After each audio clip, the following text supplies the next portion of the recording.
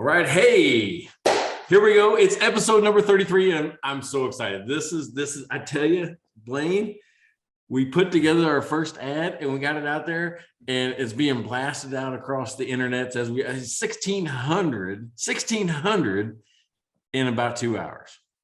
Is that crazy? Nice. That's it's amazing what you do. Yeah, A 1600 few bucks. So anyway, you're listening to Nobody Told Me with Mike and Blaine, and what we do on this show is, hey, first of all, we talk about beer, right? We try to find unique beers to talk about, with you and share with you and give you something to think about. And then two, we have a topic, right? So we have a topic, things that, happen in business that nobody's going to teach you about or talk about in a school, in a lecture, in a seminar. It's just from our experiences over the last, I'm going to say almost 50 combined years of business somehow, right? It's got to be up there. It's got to be, right? So with that in mind, if you want to join us, hey, just click in. You want to join us? I mean, we're doing the Wisdom app. We've been doing that for about a month now, and man, it has been fun. We had John on with us, our first guest last week. So we're inviting people in. I think we've got the hang of it now. So if you want to join us, you got something to say, let us know. And today we're going to be talking about how wages and benefits drive decisions and how it's kind of changed over the last 20, 30 years and what's worked, what hadn't worked, what's going on. But first, let me introduce the author of Pandemic Cash Flow. His name is Blaine Birch. Blaine, welcome, buddy. Hey, thanks, man. As good as always. This is the first time I think you've said author, but I'll take it. I guess I did write a book, so I'll take it. What's funny is that on occasion I'll walk around the house and my daughter, I'll make her call me Mike Milan, the author. Go, Dad, nice. I'm Mike Milan, the author. Nice. I'll have to remember that one. What are you drinking today? All right, so I tell you what, I found a Fort Worth. You know me, I always try to stay in Texas. And if you're watching on YouTube, this is one of the coolest can covers that I've seen in a long time, right? So it is very cool. It's from Martin House. They're out of Fort Worth, Texas, and it is called Battlesnake. And it's a super fresh double IPA. And if you look at the front, it is a snake in battle armor with a machine gun. He's ready to go to war. Here's what I'm afraid of. Right? I don't know if you can see that. How much alcohol is in that thing? Oh, that's a big round 10. That's yeah, that'll do it. You may hear some McSlurry near the end of this, but yeah, the Battlesnake and I are going to war together today. So Blaine, what are you drinking? This is so funny because my can is going to look so opposite that you're going to laugh. This is, and since you can't see it, it's a white can with what do you call those colors that are like pastels, right? Pastel colors, and it's called Sandcastle in the Sky from Humble Sea. And so I picked this up and I'm like, Humble Sea, where are these guys from? And there's a total white can. The top of the can's even white. And I looked and it's from, and I was looking, so this is the part that caught me when I was looking through my fridge. It says Humble Sea Brewing, Santa Cruz, California. I'm like, cool. And then right underneath it said, for more rad shit, follow us at Humble Sea. And I'm like, dude, I'm having that beer today. And it is a really good beer, but it is kind of funny when you see this white can with the pastels. It's opposite of your Battlesnake today, I think. What's funny is that how often are we just right on point? We never planned this out, but we have something very similar. And today we went opposite ends of the spectrum. So as far away as we could go, but it is a really nice beer. And I may have to carry the show today because I think there's only 6.3. So it's not nothing too crazy today. So well, this one here, again, 10% and a double IPA. So I was expecting a big heavy hit with that first drink. Not really super smooth. Yeah, super smooth. Nice. Off the bat. So hey, if you've ever had the Battlesnake or you want to talk about wages and benefits, let me know. We'll let you into the show. But let's talk about that. Let's talk about how wages and benefits have changed over the years. Because and what I thought we'd talk about is, do you remember what it was like when you first got your first job? And then we'll kind of go through the history of how you've seen it change. So Blaine, tell me about that. Yeah. Well, obviously, like just with inflation, the numbers have all gone up below. I don't know if it feels like wages haven't gone up as fast as like housing, real estate and things like that. But my first job was $24,000 a year. So Really, that's your first job. No, that was my first, I'll say my first real job. Actually, I should say it's my only real job. The only time I had a job post university, pre starting my own business, a couple of years in there was when I had my first real job. I got to go all the way back to no, like I had jobs that were way worse than that. In fact, my summer jobs when I was swinging a hammer during university, I remember I was making $8.25 to risk my life on top of a farm building trying to put a roof on it or whatever. So you know. Well, my mom was friends with the chef at the local country club there in Galesburg, Illinois, and she came home one night after being out with him and said, "Hey, by the way, I got you a job. You start tomorrow washing dishes." I was like 15, yep. 16 years old. And I'm like, "Well, I wasn't looking for a job." She goes, "Yeah, but he needs somebody and you're going to be it." So that's how I got my first job. That was funny because I washed dishes at a golf and country club around the same age, probably 15 or something. 16, no, I probably 16 because I already had a driver's license. And that one did not last long because what I found is I always wanted me in on a Friday or Saturday night and all my friends were out doing fun stuff. And I thought, screw this, I don't need this. And so it didn't last very long. But years later, I was actually at a membership. I didn't even golf, but we had a membership at the club because they had a great workout facility. So we used to work out there too. So that was kind of a trippy thing. So mine was just the opposite. I started that Saturday, right? The next day, $3.15 an hour, right? Ooh, $3.15 an hour. Yeah. That job lasted all the way through high school and into college and through college. They would actually hire me back in the summers, you know, and wow. I ended up going from being a dishwasher to becoming a busboy, then a waiter. Then I did some part-time bartending. On the past. I mean, I got the full breadth. That's why I ended up, I think, owning restaurants later on, is that I'd spent 7 years of my life working at it, you know, from the back of the house forward. So I felt like I knew the back of the house pretty well. And then with school, I got to learn the front of the house a little bit better as well. Yeah. I had a number of jobs that were like during university were sort of like that.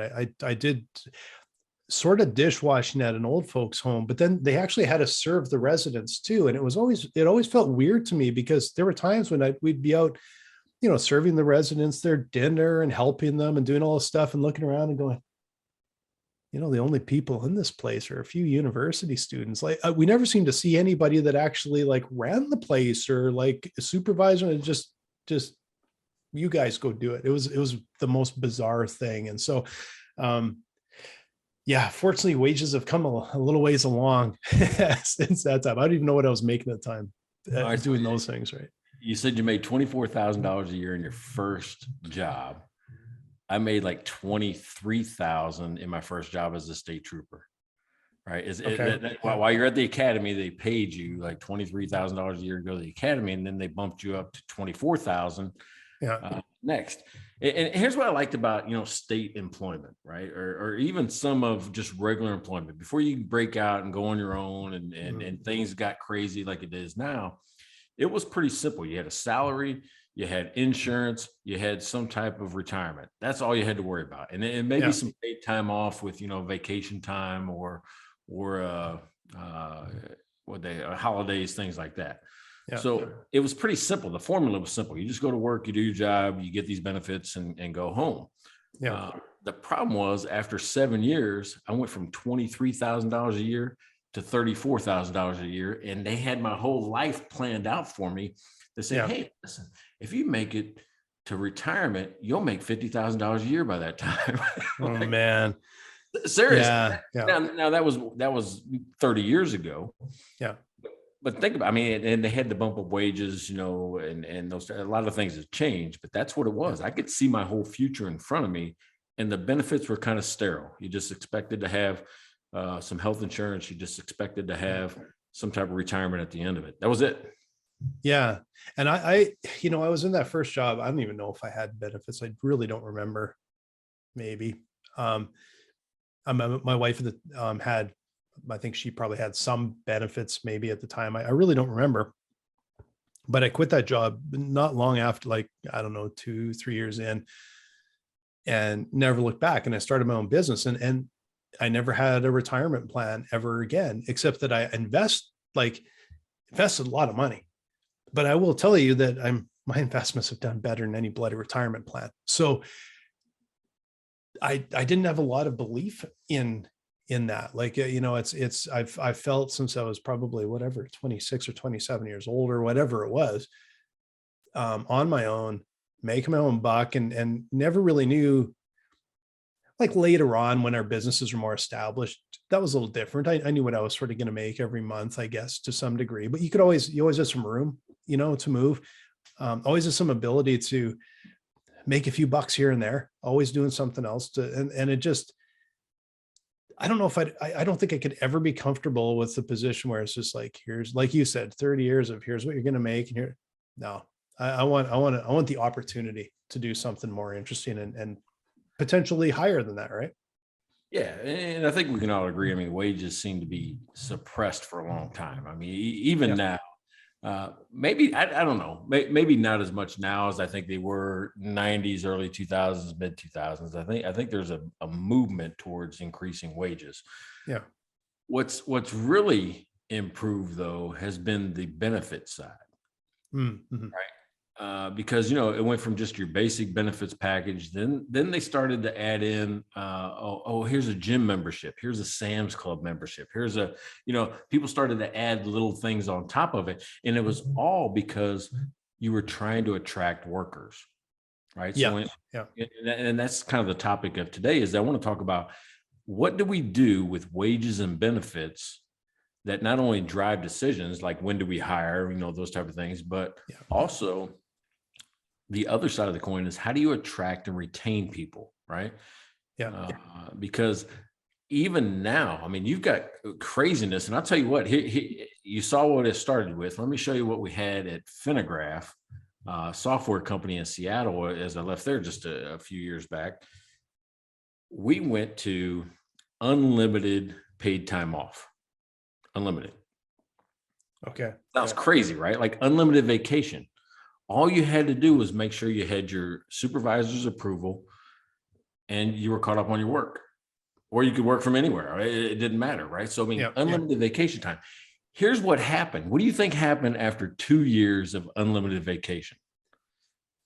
I don't want to say, because I think you mentioned it to me before, so I don't want to blow it. But my natural would be, I would have thought that nothing would have changed, that they would take the same as they always have, or maybe a little bit more. That would be my guess. Actually, we found out that people were taking less. They actually took less vacation than if we said you get 2 weeks or you get 3 weeks. They were taking like 17 days, whatever it was. If they got 14 days normally, they were taking about 11. If they got 21 days, they took about 18 or so. They were taking less. And what we were afraid of, if they were taking any at all, but what we were afraid of was burnout, right? Because then we saw people, they would come in, and some of these folks that were writing code at the software company would have, you've seen pictures of people, they get their headphones on. Well, you run a software company, so you know exactly what I'm talking about. Headphones on, they're in flow, and they're just cranking out code. Yeah. We were afraid of burnout. So we had to increase the benefit package. Now think about that. We're at unlimited. How do you make unlimited better? We started paying people to take vacation, meaning that we would reimburse up to the first $1,000 of your vacation. You had to give us a plane ticket or a hotel ticket or a rental car somewhere, so we knew you took a vacation. Yeah. And we paid, because people were starting to burn out. They were starting to just get glazed over eyes, and we were afraid of losing good quality talent because they were overworked. That was the swing from when I was a dishwasher in 1985. Nobody cared how many hours I worked or what time I went home or what time I came in. To now, I'm begging people to take time off. Yeah. What a swing, right? Anybody online listening? I mean, we got 11 people right now. I mean, anybody online listening that has a story about wages and benefits that just seems out of whack or you want to share? If you do, just let us know. So Blaine, what are you guys doing now that you think is kind of either normal for Well, now, isn't then, or otherwise?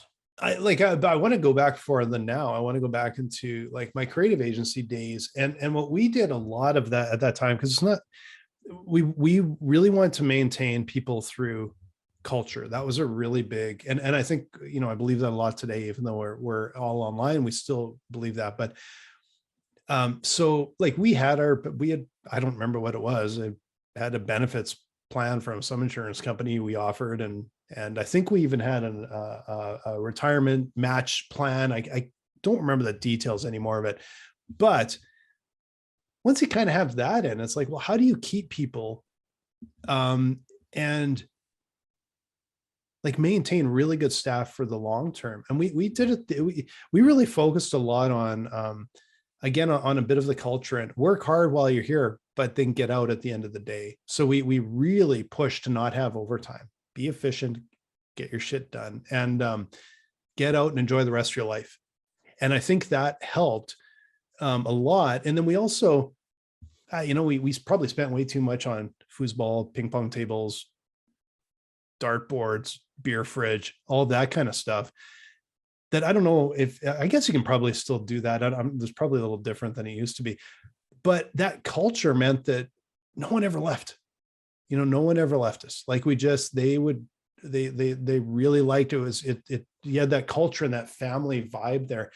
And probably in the end, because it's not like we were rolling in money being an agency like that, that our salaries didn't have to be out of control or anything like that, right?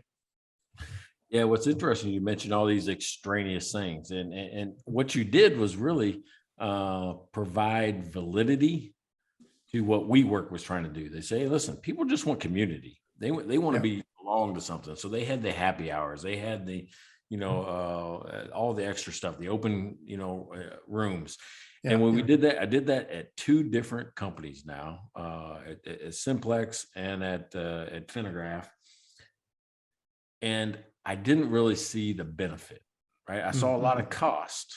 I didn't see the benefit. We had the beer fridge. We had a healthy snack drawer. You know, we had, you know, just unlimited anything that you wanted.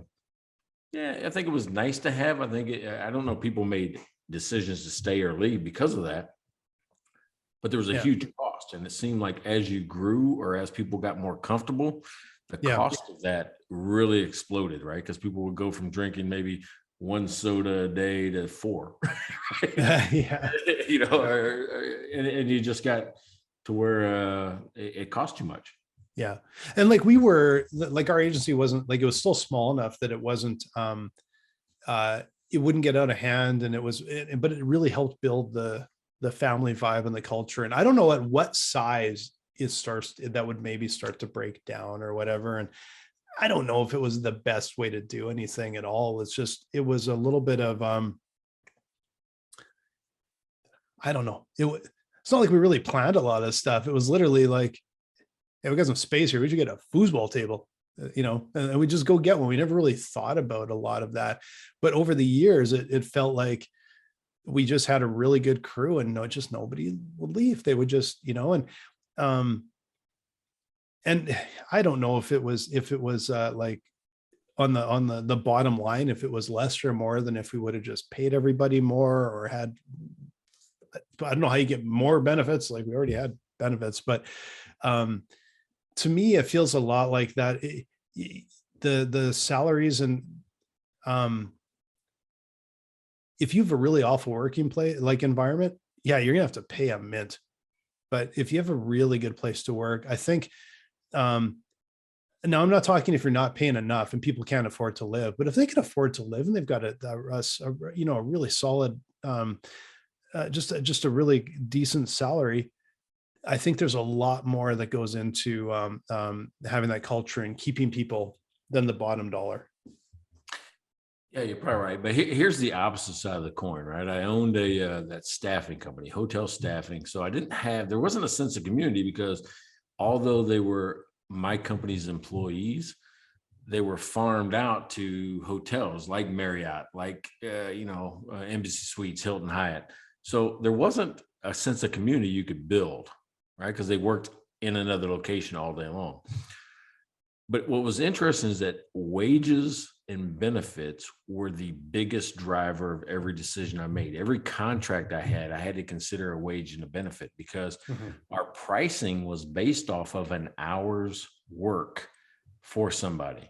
Yeah. So, and I'm gonna throw a number out there for easy math, but I had between 17 and 22% burden, which means if I paid somebody, $10 an hour, I had an additional $1.70 or $2 on top of it, just in matching taxes and those type of things. So I had that as a burden over the top.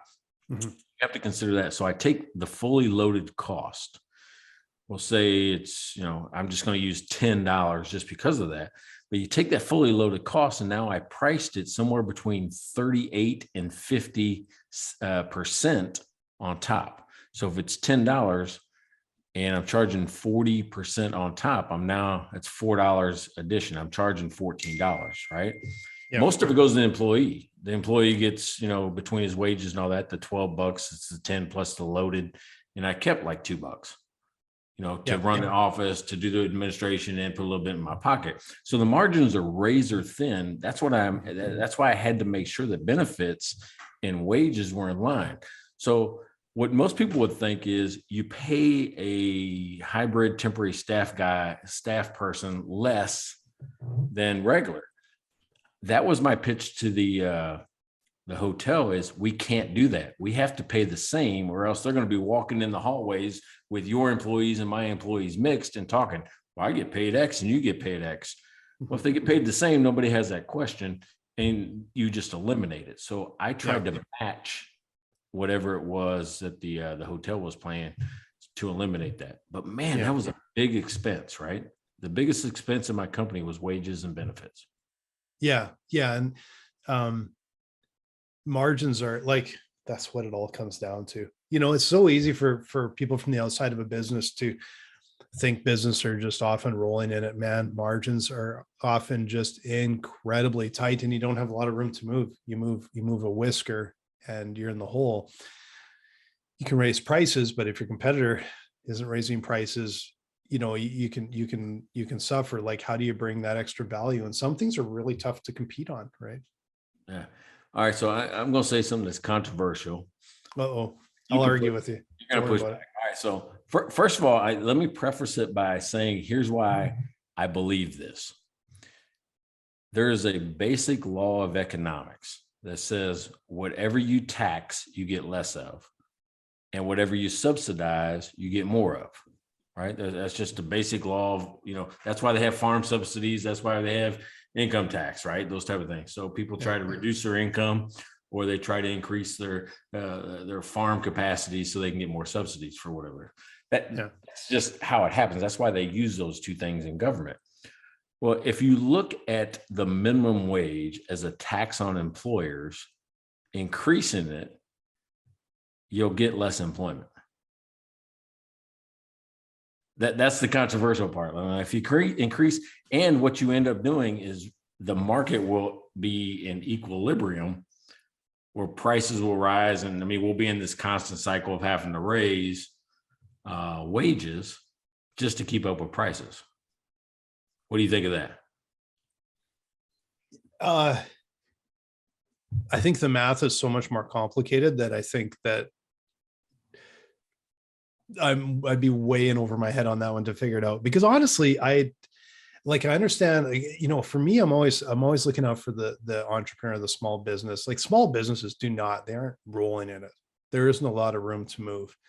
And so I'm always concerned about, are you burdening? Are you going to put people out of business by raising minimum wage? And that's a question I have. But then I look on the other side of it and say, like, minimum wage is barely budged, and minimum wage today is not adequate for anything. And so none of that money is really barely going back into the economy either, because nobody can live on minimum wage. Like, I don't know why they call it minimum wage, because nobody can live on it, right? So there's the question, I guess, is like there's a lot of people on both, like on sort of, it's like economists on both sides. They're making all sorts of predictions. But what is the reality? Where, like, I know I've always been surprised a few times when I've read about like, hey, they raised the minimum wage here and nothing really happened. Like nothing, the economy didn't die. It didn't disappear. It didn't. So it's a really, that question is way beyond my ability to really answer it. It's really not, because you're impacted one way or the other. So I've been on both sides of the coin now. Mm-hmm. I was making $3.15 an hour washing dishes. Yeah. There was a minimum wage increase up to $3.35. Greatest thing in the world that could happen to a 15 or 16-year-old. Yeah, what, are you kidding me? Yeah. You know, I get extra money. Heck yeah, I'm going to go do it. I can see the benefit for somebody making minimum wage that moves up with it. Right? I can see the benefit. I mean, hell yeah, everybody wants to make more money. No problem. You just gave me a raise. That's what I looked at it as. Yeah. Then, as a restaurateur and all that, in Missouri, they raised the minimum wage and it went up to like $7. So it was like $6.97 or something like that. It went up to $7.25. Well, it made me think of everything differently. Mm-hmm. Right. First of all, I couldn't find anybody to work at that wage. That was the first problem. Couldn't find anybody to work at that wage unless it was a kid, right, washing dishes for $7.25 an hour. But most people required more money. Mm-hmm. So what I found is that people that were making $8 or $8.50, when you raise the minimum wage, they felt poor and requested more money.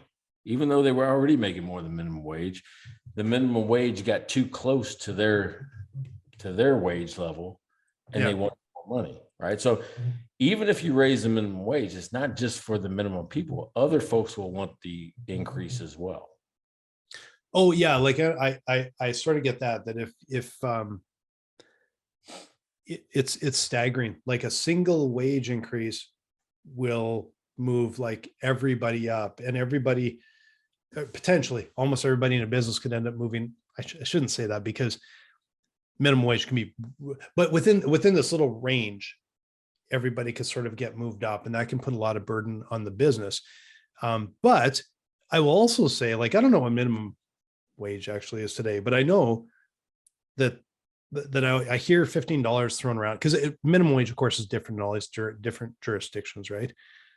But if you said, I don't know, like $15 an hour times 35 hours a week, let's say, and I know that's a little on the light side, times 52 weeks, it's $27,000. There's not a whole lot of places in the world, well, not in the world, but in Canada and the US, that you could survive on $27,000. And so that's the other side of the coin here, because like we're obviously, like, we're talking about the business side and the impact on business, but it's also on the other side of like, that really isn't even a livable wage, right? So when you're talking like $7 an hour or something, how would anyone survive on that, right? Yeah, and I'm here to say I totally agree with you. That's why you see people or families pair up, and they'll have 3 or 4 people working in one household, right, and contributing to it. And it's a horrible condition to be in. But here's what I saw in Seattle, right? I lived there 8 years, and when the $15 an hour wage law came into effect, only in one city, it wasn't a whole state or whatever. It wasn't even the city of Seattle yet. It was the city of SeaTac, and SeaTac is the city in the area around the airport, right? So think a lot of hotels, some restaurant bars, some industrial areas. Yeah. But mainly just regular wages. Yeah. Well, city of Seattle hadn't done it yet. but the city of SeaTac had. So the people that were working in the hotels, and again, I'm a hotel guy, so try to pay attention. The rooms, the people that were doing not only just in the kitchen, the people that were cleaning your rooms, the people that were doing the landscaping, all got bumped up to $15 an hour. Yeah. And they started complaining immediately because they instantly felt poor. Here's what happened. When I say that the market starts to equalize themselves, is that you got to realize that the role of the firm is to generate profit and revenue for its shareholders. So what these hotels started doing was, I'll give you the $15 an hour. You just have to start paying for parking and you have to pay for your meals. All that stuff we were giving to you for free, we just adjusted your benefits package to where you no longer get those things for free. Yeah. Which in essence really just flip-flopped the wage increase, right? They still have made a little bit more money, but they felt like they didn't. Have you ever seen anything like that?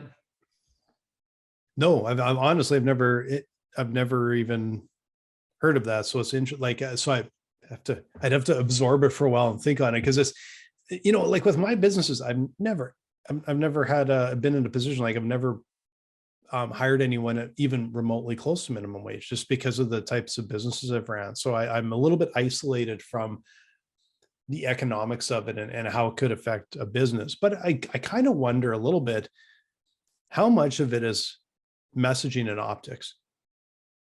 Like maybe it shouldn't be called minimum wage. Maybe it should be called like fair wage. And if there's because there's the other side of it is, I know there's like some of the service industry areas, when there's tipping involved, well, now I know up in Canada, we've seen restaurants that have tried to move to like a higher wage, but no tipping. Yeah, it doesn't work. Culturally, people won't do that. Right. There's also, like you mentioned, like as a kid doing a dishwasher role, maybe there's a place for those first jobs, and maybe you can't, maybe it's trickier to do. I don't really know. I don't know what the math is for all the businesses, but is it trickier to hire some kid on a summer job? But on the part where I'm concerned about is people that actually have to raise a family and live on a wage that is just like I said, I don't even know how you live on $15 an hour in most cities, right? Well, the other consequence is that when people increased it, they weren't making any money. The owners started, in small businesses, started losing money trying to keep up with it, and they started cutting jobs. So you went from, do you have $10 an hour? Do you have $15 an hour with no job? Right. It's kind of what I started seeing happening in Seattle. Now, here's another thing that happened was people started to adjust the either deductible or copay or whatever you pay for your insurance. And in one company specifically, they went from $50 a month for the employee to $100 a month for the employee. That's what it costs you for your insurance. That's it. Right. Mm-hmm. We say that's it, but when you're only paying $50 a month and now you charge me $100, it seems like a huge pay cut. Right. Yeah. So productivity and turnover increased, which increased all these other costs. I mean, it had a counter effect by just charging the extra $50. On paper, it made sense. But in reality, when your workforce rebelled against you, it cost you more money to rebuild the workforce than it did to just pay the $50 for each employee. Yeah. Well, and I kind of wonder how much of it is when it's done in isolation versus when it's sort of a blanket, let's say like federally or something like that. Because like we've seen things in this, like that I shouldn't dive into this, but the pandemic in Alberta, the different rules they've made, and the cities are allowed to do their rules, and then the province is allowed to do their rules, and then the cities complained about that, but then the province said, okay, well, we'll just do it for the whole province, and the cities complained more about that, and nobody likes each other, and they all hate yell at each other the entire time. And it's just because there was these, like, it was completely, nobody knew, you step outside the city boundaries and suddenly it's all different, right? And I wonder how much of it is if it was just sort of universalness, it's I don't know if this makes any sense, but if it was just universal, does it make it easier to just accept it? Everybody's in the same boat. You don't get a free ride because you're in this industry or that, or this jurisdiction or that, or you're just outside the boundary or the border. You can do this. I have no idea. I'm just making that up, but I don't know, but I'm gonna call bullshit on Canadians yelling at each other. I think they just yell at Americans. I got to tell you, if you want to see Canadians yell at each other, see, you guys don't know this. I will, any of you want to know, will Canadians ever yell at each other? Just look up online, like go to like Parliament. There probably is even a live feed. And if there's a live feed, culturally, Canadians are different than Americans in their whole, like, what it is a bunch of MPs and the prime minister stand there and yell at each other. It is one of the things that drives me batty about Canadian, like, politics. I have nothing good to say about it anyway. But when I watch American, like if you watch, I don't know, I don't even know if you guys have a question period, but they don't yell at each other. In Canada, they sit there and scream at each other and everyone yells. Nobody can hear anything. It's the dumbest thing. So I actually would argue that Canadians yell at each other more than Americans, all the way up to the top, all the way up to the prime minister level. All right, so we got Chad and Bethany going to join us. I got one question for you while I'm getting them in. Yep. All right. Tell me about the health insurance as an employer. Is there a contribution? What happens in Canada for your employees? What do you do as an employer? And Chad, hey, we're letting you in, or Bethany. Yeah. Hey guys, welcome to the show. I guess I'm going to answer Mike's question here a little bit, just to give you a bit of an idea. So they're like, what people believe is that Canadian and American healthcare are just like completely opposite. They're completely different. Not really. They're actually a lot closer than people think. So there's some stuff in Canada that's covered, like, you know, if you get in, like, you get in cancer, a car wreck or something, like life-saving stuff, you're not going to be like lose your house because you can't afford it, right? And you can't have an insurance company saying, no, we're not going to cover it. But then there's a whole pile of stuff that isn't covered. So pretty much everybody gets insurance anyway to cover all the other stuff that isn't covered. So like your dental and your physiotherapy and your this and that, and there's a whole enormous pile of stuff that isn't covered. And so you either like are paying cash or you have insurance. So when you're doing benefits plans in Canada, you're usually doing something with healthcare that'll help with like dental and a bunch of other stuff that isn't covered. So, all right, hey, Chad and Bethany, what do you got there, buddy? Or ma'am? I don't know who am I talking with? Yeah, no problem. This is Chad. My wife Bethany. She's at home right now, but I just thought I'd call in and get your opinion on a topic that revolves, around kind of what you're talking about. So in my position with this market that we are in right now, if I were to go for and apply for the same job I have now, I would be able to demand significantly higher starting salary because the supply and demand just of the labor workforce with our qualifications, where I could ask for more and they would pay it. But I'm already currently in my position, and we're not seeing, the significant pay increase that you could get if I were to go out on the market. So I guess my question is, how do you handle a situation with your workforce where the market has increased so much that, I could leave and go somewhere else and get a much higher salary, but I don't want to leave. I love where I'm at. I love the company I work for. So, but yet I feel kind of like undervalued because my current pay now is not in step with what the market was when I started 2 years ago.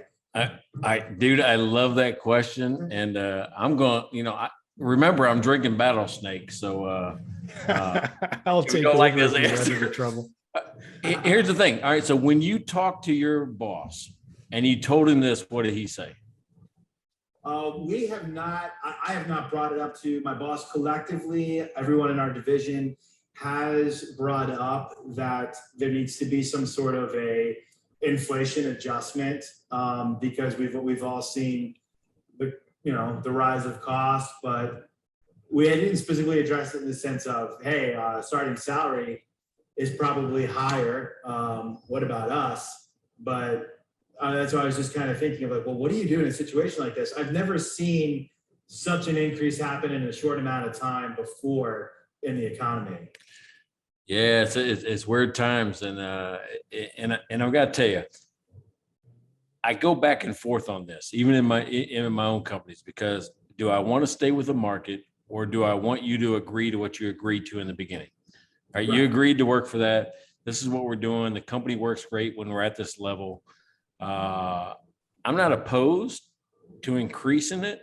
We just have to work through it together. It may be incremental. It may be something that we do in performance, a performance bonus. There might be something else attached to it.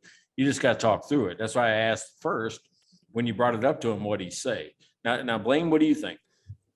Man, this is a tough question, because I've seen even back in my agency days and even now, it's almost like a football team or a baseball team that can go out and get like one player for way too much money, and it adjusts the entire salary structure. It doesn't mean anyone else has any more money to spend.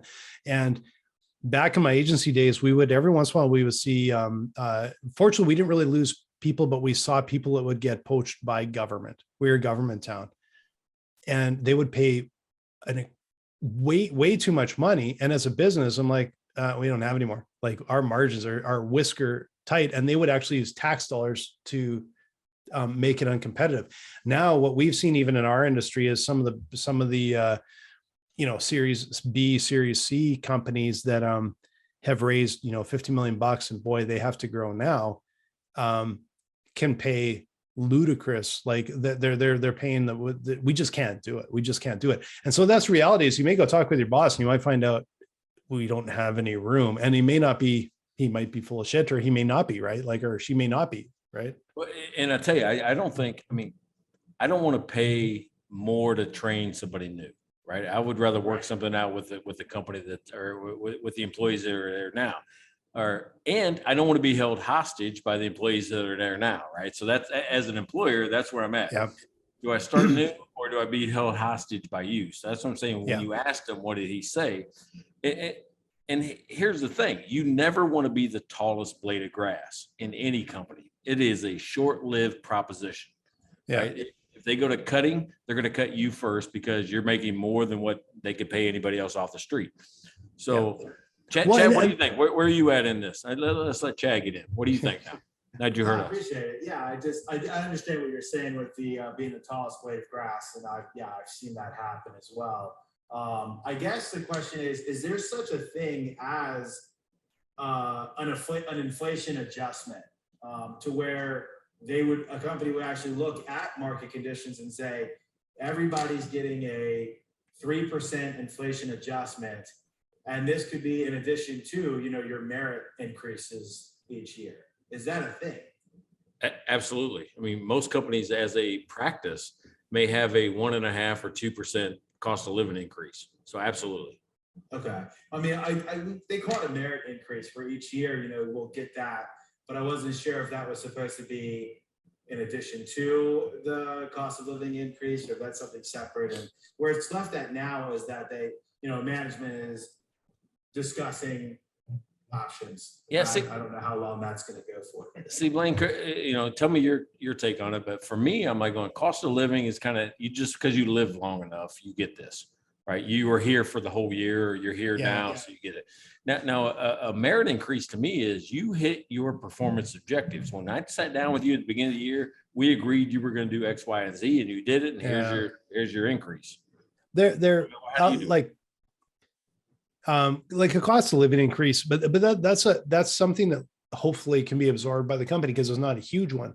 Where I've seen some, like the activity now is we're not talking 1 or 2%. A lot of the movement in technology staff and that are enormous, like doubling salaries and things. Well, how do you budget for something like that?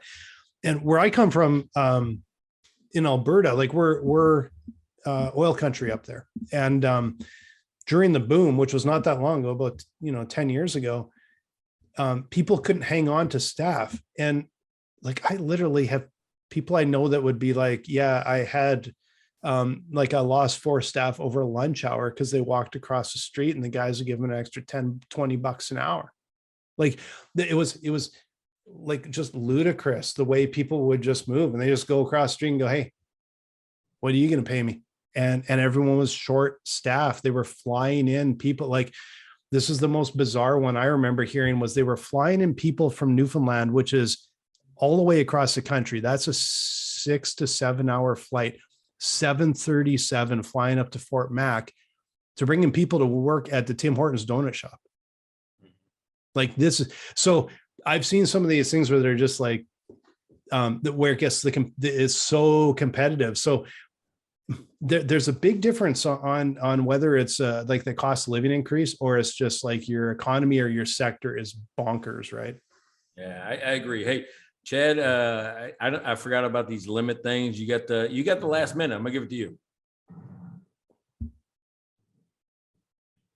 I guess he's driving. No problem. Well, the last thing I'll leave you guys with is I feel like in companies, especially larger companies, that the recruiting department needs to communicate with the existing managers or human resources department, because I feel like there's a disconnect between what recruitment is doing and putting out there as, hey, here's the perks, come on board, come work for us, and offering all these new perks.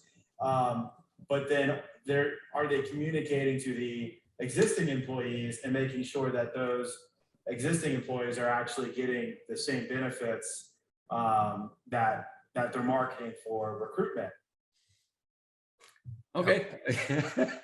I guess wisdom goes when it's over, it's over. It's over. It's just like, you're done, you're out.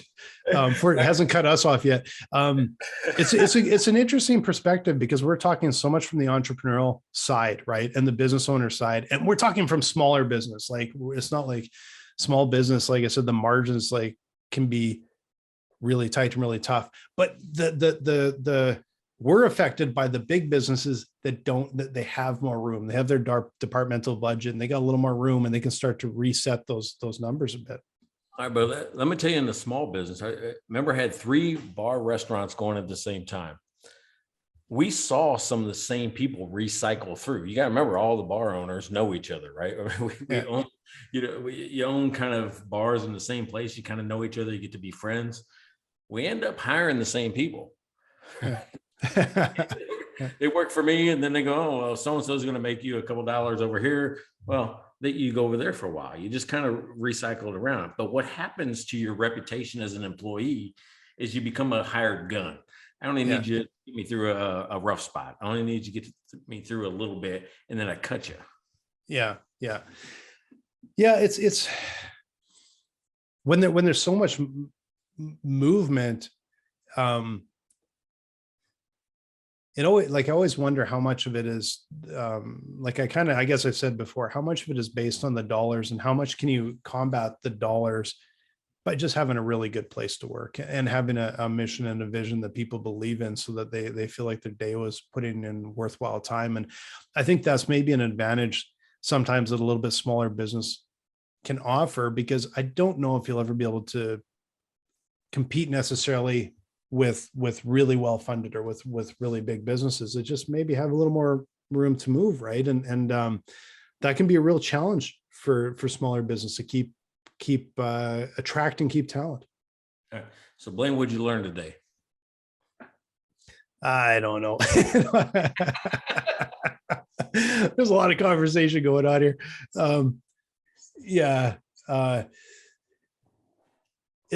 It's just it's such a massive challenge. And again, I'm going to speak for small business and medium sized, but like independent businesses that aren't, flush with cash, from rolling with cash. It's a really tough balance to be able to have a successful business and attract and maintain staff, and also have them like fairly compensated and like, because there's so many more things. Like we're talking about things that isn't just the bottom line. We're rolling into how do you support people so that they actually can pay their mortgage and put their kids into soccer and all of that too, right? There's all these other things that come into the equation that isn't just a dollar and cents. Yeah. Okay. So, and what I liked about Chad's question was, even if you have a 10-person company, you have to consider the fact that when the economy is like it is now, and people are requesting, or we're recruiting and paying more, we can't also put the current employees at a disadvantage. Yeah. Right? You just can't, right? And unless there's a justification. I bring in this other person because he's got 14 more years experience than you, and he's a known commodity, right? So, and you know what? That is a really tough pill to swallow for a business owner, to be able to go, I have to keep this position at this price because I have to be fair to everybody else. Because if I'm not, it'll go south really quick. Like, it's going to be really a bad circumstance. But the problem is if you hire someone at a much higher rate, it'll get around, and pretty soon you have to raise everybody up. And if you look at your budget and go, there's just no way. There's no way I can do that. And that's the challenge, right? it's better to work with a team that you know. Yeah. It really is. Hey, this was episode 33. We talked about wages and benefits and how they drive decisions, just like this one. And I got to tell you what, we now have a website. We're advertising. We're growing in usership. Nobody's bought us a beer, though. Yeah, I actually think people are doing it out of because we asked for it too much, and now they're like, they just won't do it because of that. So. Yeah, that's funny. Hey, another great session with you, Blaine. I appreciate it, and I'm looking forward to next week with number 34. So we'll see you soon. Sounds good, man. And that 10%, you were still doing pretty good by the end. So, but you notice I only drank one. Usually I drink two during a session. I kept it at one because I wanted to keep my wits. Keep your wits about you. That's a good solid plan, man. Well, we'll see you next week.